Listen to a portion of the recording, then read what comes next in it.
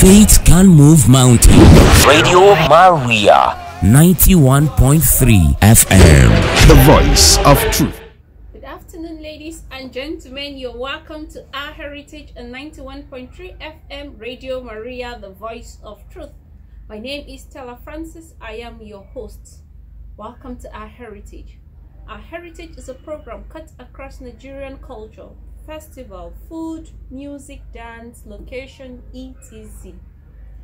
Culture is a way of life, including arts, beliefs, and institutions of population that are passed down from generation to generation.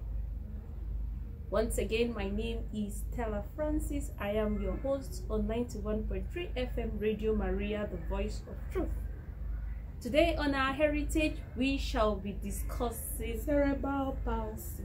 Cerebral palsy. Thank you very much. I won't be doing this alone. I'll be doing it with my beautiful friend and colleague. Please, can you help us introduce yourself?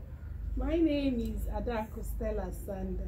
Okay, so very good, Adaku. But it's a very special edition because I am Stella and she is Stella. So we are happy to present this wonderful topic. Together with Miss Stella, we will be discussing, we'll be giving more information of cerebral palsy on Our Heritage right after the break. Okay, thank you for staying with us on 91.3 FM. The program is Our Heritage.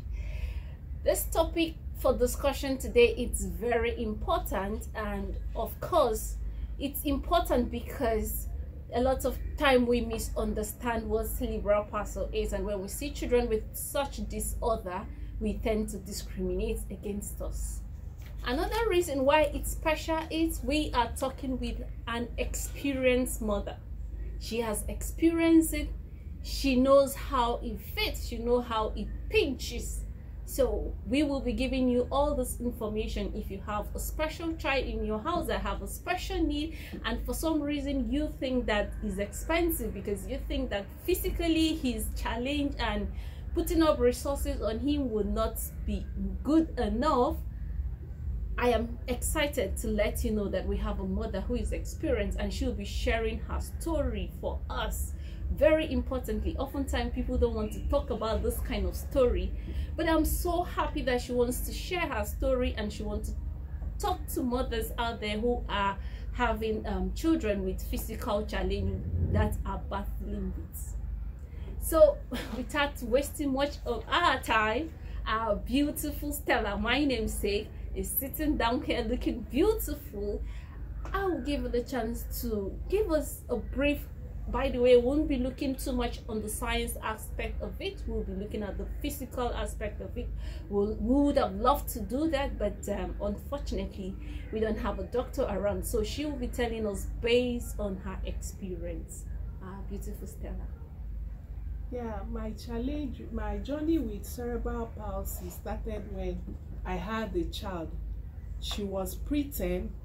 It was before her gestation period, before my delivery period. So my legs were swollen and I had to go to the hospital for checkup. When I got to the hospital, they told me I had preeclampsia. That's high blood pressure with pregnancy. That was how my journey with cerebral palsy started, my child. So my daughter came, she came at 7 months. She was in the incubator for like 3 months. She did blood transfusion. She did so many things. She was in the, they were just battling to save her life. And she was of low birth rate. She was 650 grams. That was less than 1 kg. She was like a lizard when I had her. So that was how the journey started. But from what the doctors told me, they said the cause of the cerebral palsy was because there was shortage of blood to her brain when she was in the womb. That she had, the placenta could not transfer enough blood or oxygen to her while she was still in the womb. That was what caused the brain damage. Cerebral palsy literally means having a child that has brain damage. So that was how my journey started. My daughter came, Then she stayed in the incubator for 3 months. I ended up spending 6 months in the hospital with her. They did so many, she had so many health conditions and challenges before we were discharged. Then when she became like 1 year, I noticed she couldn't meet the milestones of a 1 year old. Like there were some milestones. Basically a child that is of 1 year, she could sit, she could talk, some had must have even started walking, so she could not do all that. So doctors, from all the tests we did, they now told me she had cerebral palsy. And this cerebral palsy is not something that we Nigerians manage very well because of our health system. We now started traveling for medical checkup. Okay. That was how it started. Oh, interesting. I don't want to get too emotional because I can even see that she herself is getting emotional. So I hope that this episode of our heritage will not be so emotional. But cerebral palsy can happen when that part of the brain doesn't develop as it should, or when it's damaged right around the time of birth or very early in life. Most people with cerebral palsy are born with that cell genetical CP, but it can also start after birth, which causes is called acquired. So as I'm reading it, I just pray that this episode there's no lots of emotions there, because oftentimes when you see children with special need, like, we start attributing it to so many things. Some people will talk about like okay, maybe the child maybe as a result of what the mother has done or the parent has done. Sometimes we also say that okay, they are occultists or something. Sometimes we said the child is evil. So it's really hot. But how did you deal with some of those challenges? I must confess, it was really emotional at first. I was always crying when I got the news. I couldn't just compose myself. But as time goes on, I realized I had strength within me that I didn't know I had, you know.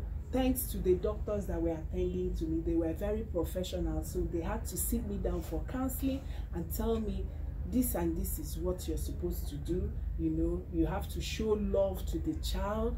You have to always make sure she takes her medication on time, because she used to have spasms, seizures, so many complications. So I was always being there 24/7 to make sure that I do my part as a mother.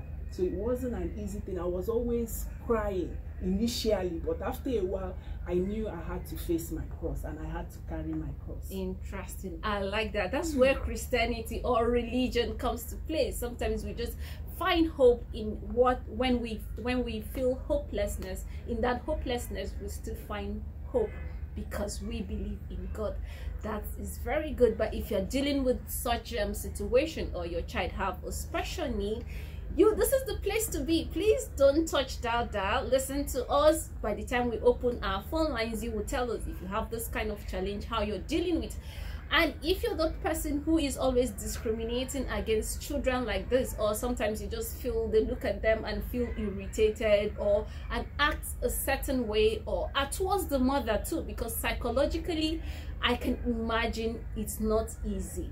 And also sometimes in this part of the world, when you see children like that who are unfortunately comes from the parents who are not enlightened, or who does not have access to facilities like the way you provided for your child, you see that some of the things that call, this child is witch, this child is evil, this child is this child is this. The least you can do is to show some love. Don't subject that child into some torture. So don't subject that child into torture, because the mother also is going through a lot, I can imagine. Yeah, they are very special children. All they need is love. It's no fault of theirs. It's just science. They were so unfortunate that it affected them. They came that way. It's no fault of theirs at all. So we have to show love. We don't need to discriminate. Like in my own case, I used to carry my child everywhere, in church, playgrounds. I used to take her. In fact, she even brought friends to me. People were coming to me because of my daughter, the way I used to take her to places. Some people will have these children, they will hide them. There's no need for that. You know, you have to carry your cross and show love to your child. I used to go to church. I got so many friends. In fact, favors. People used to reach out to me. They say, they've not seen you in church. What happened? Did you travel out for medical or what? In fact, to tell you the truth, at a point, I didn't have money to food them.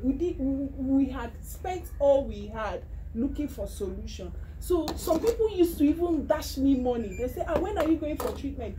So you just have to carry your cross and be cheerful and look unto God. And that my child made me a better person. She brought me closer to God. She was a turning point in my life. So whatever comes your way, we all pass through trials and tribulations. So you don't have to discriminate or be crying over spilt milk. All you have to do is just to brace up and carry your cross and look unto God, who is the author and finisher of our life. And you see there will be light at the end of the tunnel. Oh, you're talking and I'm just imagining a mother who, like, okay, you give birth maybe around, usually there are, maybe you see children in the church or even in your office or places in the market square that are supposed to be age group with your child, and probably they are at the time they are walking and they are talking, and then you are looking like it's an endless hope. I had a very terrible experience when my child was of the age to go to school, because I was still working in the bank. I was looking for a school where I could keep her so that I would have time for my paid job. So I went around schools in Abuja. They didn't have any special school then. It's just only one I saw around Cerebral, we say two. That was where I was able to keep my child. But before I got that, most people rejected her. So it was a thought, it was touch. I used to cry. I said, God, is it my fault that my child came like this? But now people are more aware. They now understand. They even reach out. They offer help. They offer solutions. So that is how it is. Okay, so I'm trying so hard. Please, let's go on a short break. When we come back, this conversation will continue. Thank you. Thank you for staying with us on 91.3 FM Radio Maria, the voice of truth. The program is Our Heritage. We are talking about a very sensitive situation in childbirthing, which is called cerebral palsy. Our guest is Stella, beautiful. They're beautiful, Stella. My namesake. So it's nice to have two Stellas in the studio talking about the sensitive topic.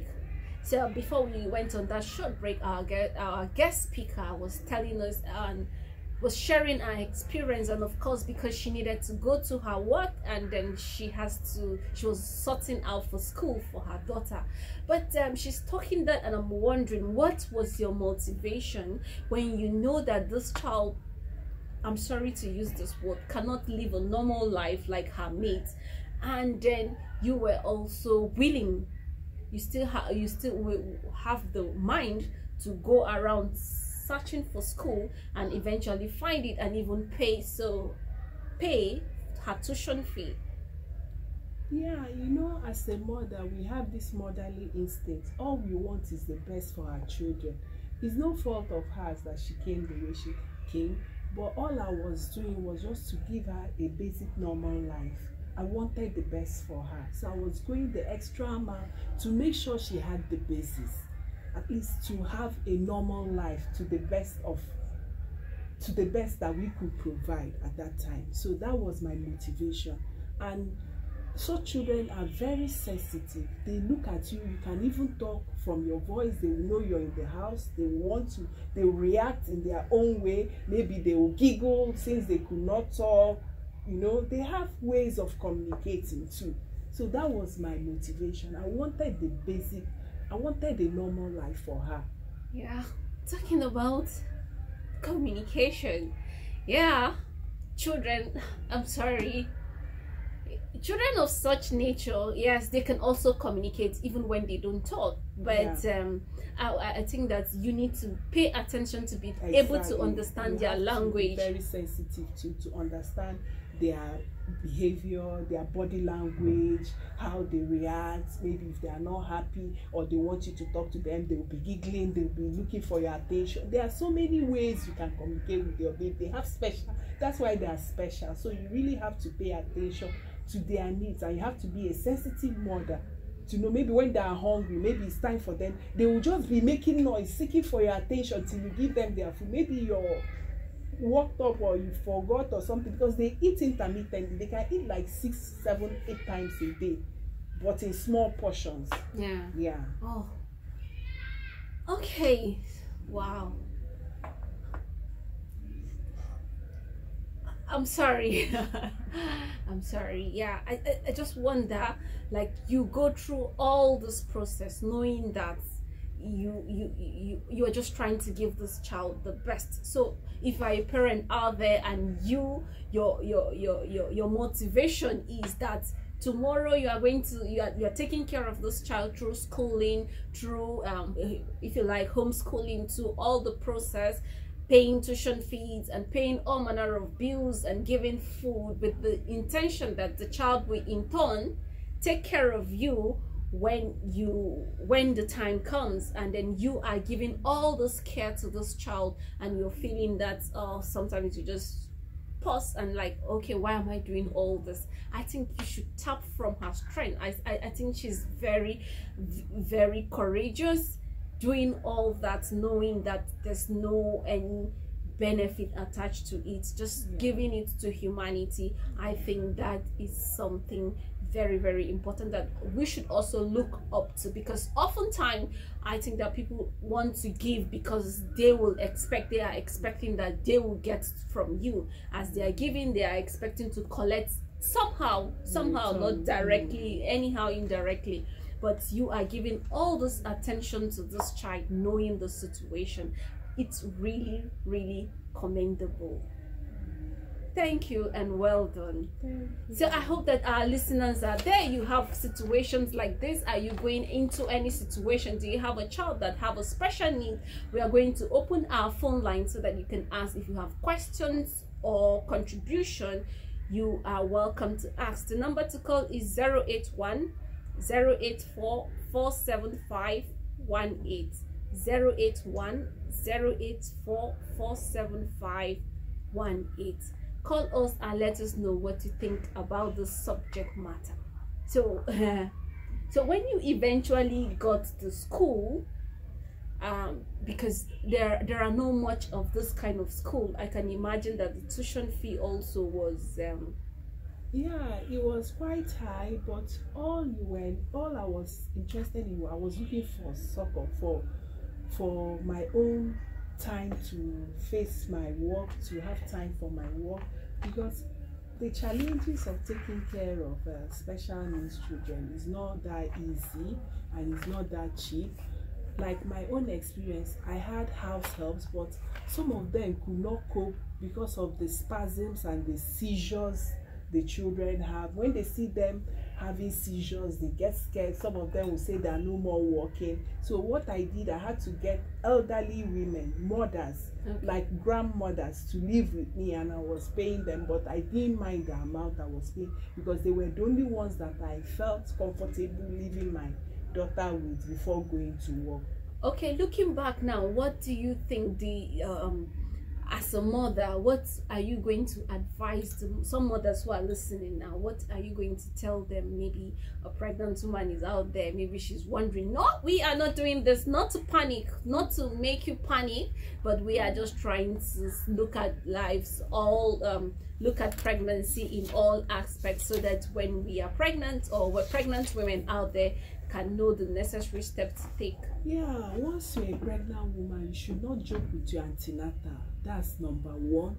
You should go. Don't say work this or work that, you don't have time. No, because usually when you go for antenatal consistently, they should be able to pick up some of these problems early on.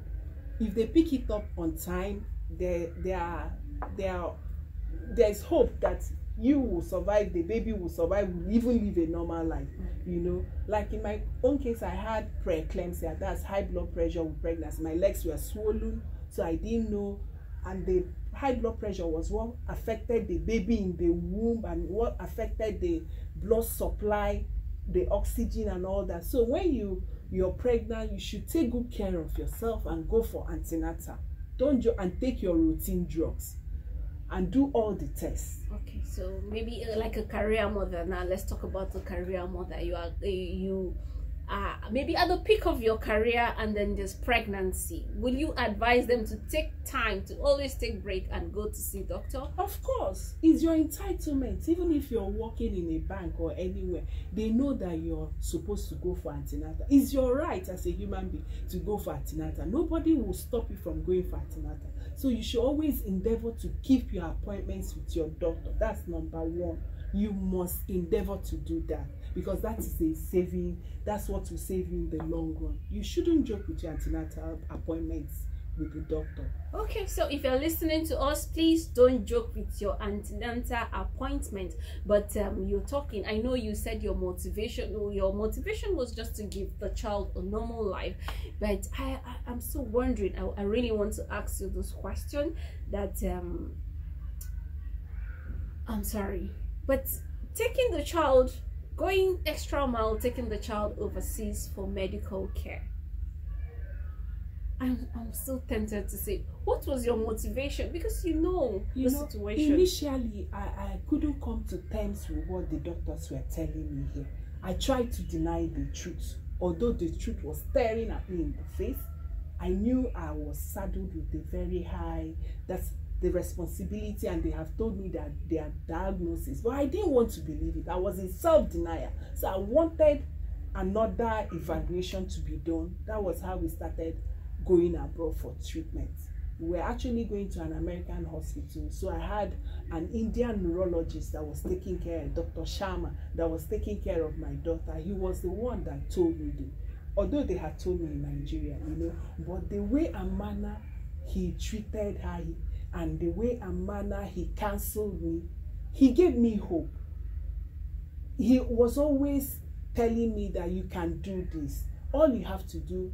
He was even counseling me that when I come back, this and this is what I should do, how to follow up with the Nigerian doctors, how I should tell them, I want this test for my daughter, I want this, that is my right. So it was him that gave me that strength to cope and know that it's not the end of the life, of my life, or my daughter's life.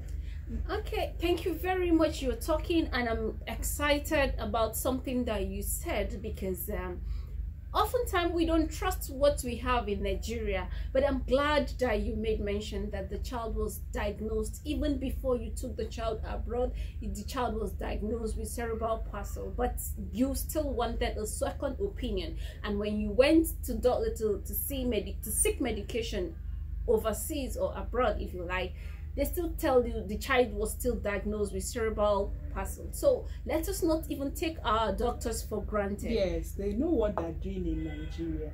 It's just that maybe we don't have the facilities to take care of such children. But our doctors are knowledgeable. They are professionals. They know what they're doing. It's just that our health system is not well equipped to take care of such children here. Okay, call us and let us know what you think about the subject matter. The number to call is 081 084 47518.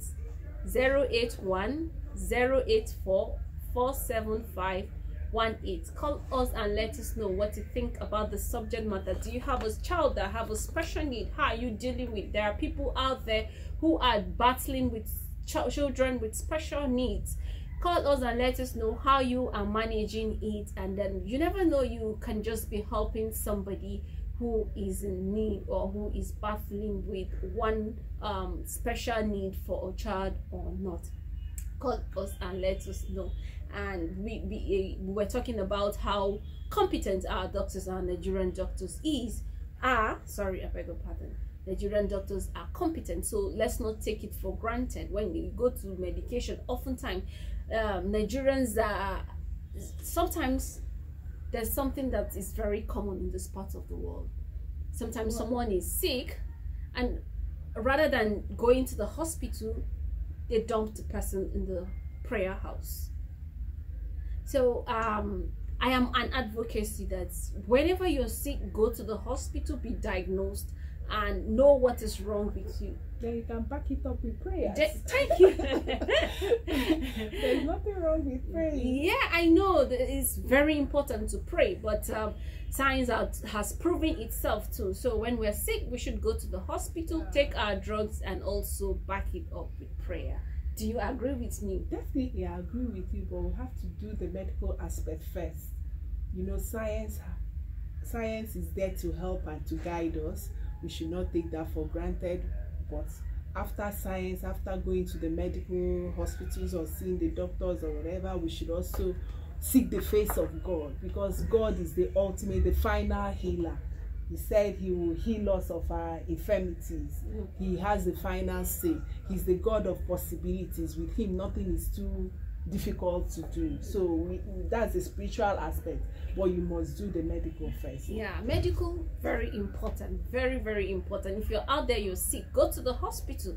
And sometimes we have information on our fingertips these days.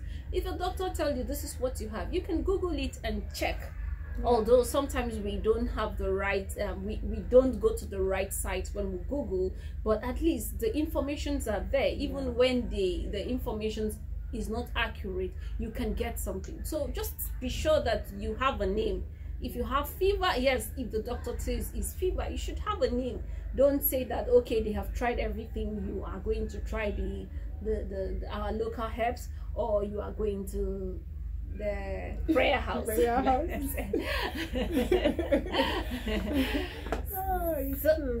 So call us and let us know what you're battling with. Are you going to prayer house without taking medication? What are you going through? Call us and let us know. Do you have a child with special need? How are you dealing with it? Feel free to share your experience so that others can learn from it. The number to call is 081 084 475 18. 081 084 475 18. Yeah, I know you said the antenatal care is very important, but I know that there are some people in the rural area, actually, they neglect this antenatal and they give birth to a normal child without some disorder. So that one is given. It happens. It's just like a mad person giving birth without going for antenatal. You cannot question God. But those people in the rural areas, maybe that was how they were brought up. They know they have their native midwife that guides them. That was back then their own generation. But right now, I think even in the rural areas, they still go for antenatal. So I think the best thing is for you to just go for antenatal. Yeah. So if you're lucky you didn't go to the antenatal care for those who are in the rural area and you had a normal child, be grateful. Yeah, be grateful that God was on your side, and then don't discourage people from going. Don't say that I gave birth to my child. Some people will say I gave birth to this child at home. That was back then. In those generations, I don't think it's applicable now. You have to take your folic acid and your vitamins, your routine drug, and see your doctor regularly. So, but I know a woman who she actually used to braid my hair, and so one of the days she came, she's heavily pregnant, and my sister was asking me in our local dialect that she was just asking me that she needs to buy clothes for the baby and all that. So we're talking about that, and then my sister just paused to ask me that has she been going to the hospital. I say of course she should be going to the hospital. Okay. And we're still, conversation continued, and my sister was feeling uncomfortable where she was, and then she just asked her the question in Hausa language, have you been going to the hospital? She said no, and then she was telling me that she was going to give birth next month. Wow, is that amazing? Yeah. And then you are not talking about hospital at this point. This is the most important thing you should be talking about. You are talking about the clothes that you're going to wear the baby. That's where God comes in. God takes care of those people that don't even have money to go for antenatal. Although I'm not an advocate of that. I don't know. That's where God is omnipotent. Yeah. See, how can someone not go for antenatal? And they are always healthy and they give birth to healthy children. You see the baby very tiny, but don't worry, give them some time. You see the baby running around.